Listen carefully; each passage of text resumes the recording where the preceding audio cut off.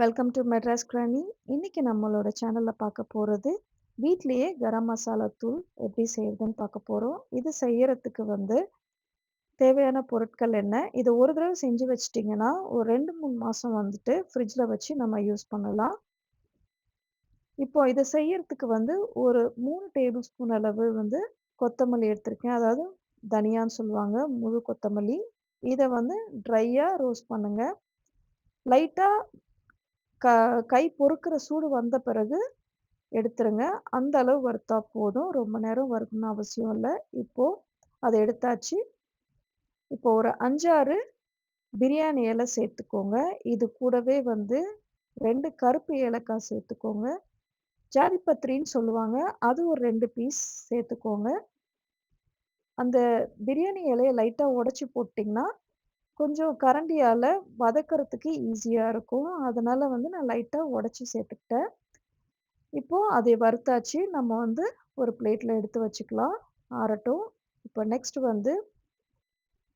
1 table spoon அளவு கிராம்பு, 1 table spoon அளவு ஏலக்காய், 1 டேபிள் ஸ்பூன் அளவு கல்பாசி, இது கூடவே ஒரு 2, 3 நல்ல சின்னமன் அதாவது பட்டை அதையும் சேர்த்துக்கோங்க.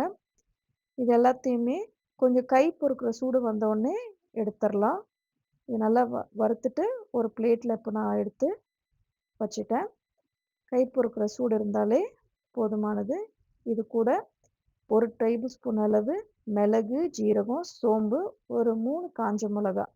இது எல்லாத்தையுமே அதே கடாயில திரும்பவும் லைட்டா வறுத்து எடுத்துக்கோங்க. இதையும் ரொம்ப நேரம் வறுக்கணும்னு அவசியம் கிடையாது. லைட்டா வறுத்தா போதும். இப்போ வறுத்தாச்சு. அன்னாசி பூ 2 2 சேர்த்து அதையும் வறுத்து எடுத்து வச்சுக்கோங்க.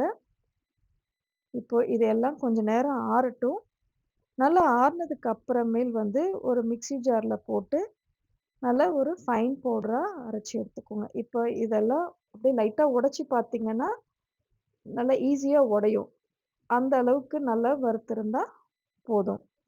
இப்ப நல்லா ஆறிடுச்சு. ஒரு மிக்ஸி ஜார்ல நான் முதல்ல கொஞ்சம் ஹார்டா இருக்கிற ஐட்டம்லாம் போட்டுட்டு, ஒரு 2 சுத்து விட்டுட்டு எடுத்துருவேன். அதுக்கப்புறம் மிச்சம் இருக்க எல்லா பொருட்களையும் போட்டுட்டு, நல்லா ஒரு ஃபைன் பவுடரா அரைச்சு எடுத்துப்பேன். நடுவுல ஒரு தடவ இடையில மிக்ஸ் பண்ணிவிட்டு அரைச்சிட்டீங்கன்னா, நல்லா ஃபைன் பவுடரா வரும். இப்போ ரொம்ப மணமா ஒரு கரம் மசாலா ரெடி ஆயிடுச்சு.